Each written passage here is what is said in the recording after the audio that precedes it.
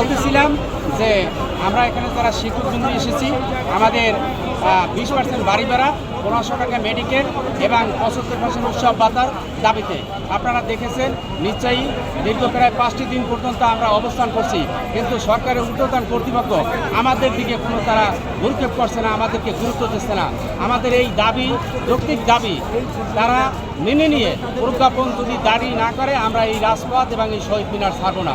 আগামীকাল থেকে আপনারা শুনেছেন আমাদের নেতৃবৃন্দ কর্মসূচি ঘোষণা করেছে, আগামীকাল 3টা থেকে এখানে আপনার যে অনশন কর্মসূচি শুরু হবে এবং রবিবার থেকে সমস্ত শিক্ষা প্রতিষ্ঠান কর্মবিরতি এবং সকল শ্রেণী কার্যক্রম পরীক্ষা সব কিছু বন্ধ থাকবে। যতদিন পর্যন্ত আমাদের এই দাবি পালন না হবে, আমাদের এই দাবি আদায় না হবে, প্রজ্ঞাপন জারি না হবে, ততদিন পর্যন্ত আমাদের এই আন্দোলন চলবে।